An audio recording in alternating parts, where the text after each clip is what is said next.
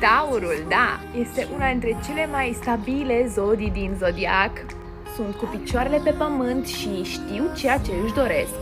Merg direct la țintă, își controlează bine toate mișcările și nu se aruncă cu capul înainte.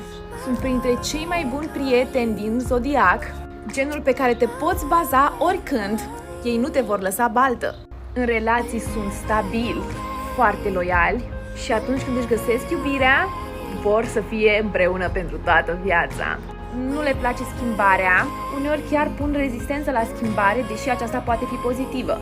Cu greu îi scoți din ale lor, dar au o seninătate interioară, o armonie interioară pe care o caută și se vede pe fața lor.